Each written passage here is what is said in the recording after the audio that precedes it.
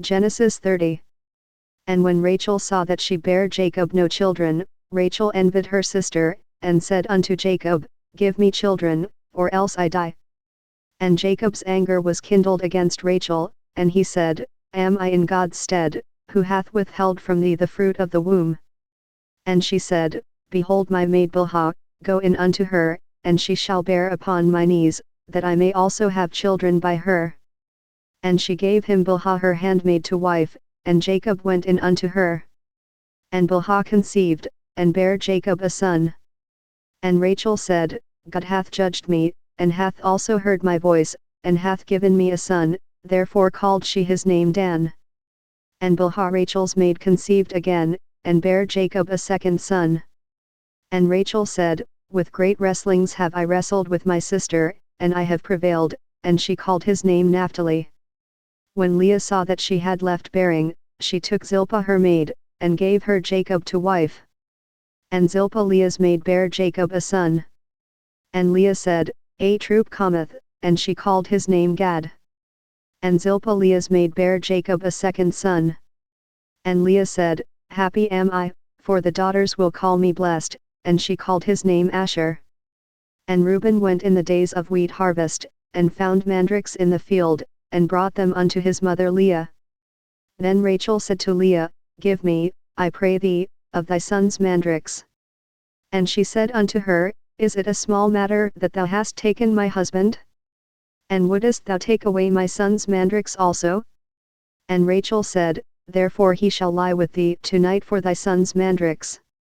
And Jacob came out of the field in the evening, and Leah went out to meet him, and said, Thou must come in unto me, for surely I have hired thee with my son's mandrakes. And he lay with her that night. And God hearkened unto Leah, and she conceived, and bare Jacob the fifth son. And Leah said, God hath given me my hire, because I have given my maiden to my husband, and she called his name Issachar.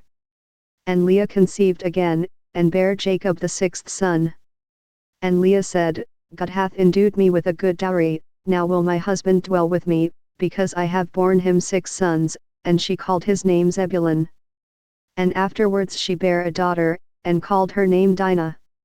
And God remembered Rachel, and God hearkened to her, and opened her womb. And she conceived, and bare a son, and said, God hath taken away my reproach. And she called his name Joseph, and said, The Lord shall add to me another son. And it came to pass, when Rachel had borne Joseph, that Jacob said unto Laban, Send me away, that I may go unto mine own place, and to my country. Give me my wives and my children, for whom I have served thee, and let me go, for thou knowest my service which I have done thee. And Laban said unto him, I pray thee, if I have found favor in thine eyes, tarry, for I have learned by experience that the Lord hath blessed me for thy sake. And he said, Appoint me thy wages, and I will give it. And he said unto him, Thou knowest how I have served thee, and how thy cattle was with me. For it was little which thou hadst before I came, and it is now increased unto a multitude, and the Lord hath blessed thee since my coming, and now when shall I provide for mine own house also? And he said, What shall I give thee? And Jacob said, Thou shalt not give me anything, if thou wilt do this thing for me, I will again feed and keep thy flock. I will pass through all thy flock today, removing from thence all the speckled and spotted cattle, and all the brown cattle among the sheep, and the spotted and speckled among the goats, and of such shall be my hire. So shall my righteousness answer for me in time to come, when it shall come for my hire before thy face, every one that is not speckled and spotted among the goats, and brown among the sheep, that shall be counted stolen with me. And Laban said, Behold, I would it might be according to thy word. And he removed that day the he-goats that were ring-streaked and spotted, and all the she-goats that were speckled and spotted, and every one that had some white in it, and all the brown among the sheep, and gave them into the hand of his sons. And he set 3 days' journey betwixt himself and Jacob fed the rest of Laban's flocks. And Jacob took him rods of green poplar, and of the hazel and chestnut tree, and pulled white streaks in them, and made the white appear which was in the rods.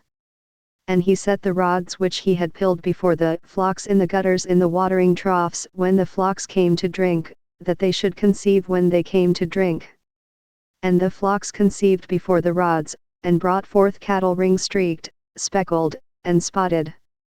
And Jacob did separate the lambs, and set the faces of the flocks toward the ring-streaked, and all the brown in the flock of Laban, and he put his own flocks by themselves, and put them not unto Laban's cattle. And it came to pass, whensoever the stronger cattle did conceive, that Jacob laid the rods before the eyes of the cattle in the gutters, that they might conceive among the rods. But when the cattle were feeble, he put them not in, so the feebler were Laban's, and the stronger Jacob's. And the man increased exceedingly, and had much cattle and maidservants and menservants, and camels, and asses.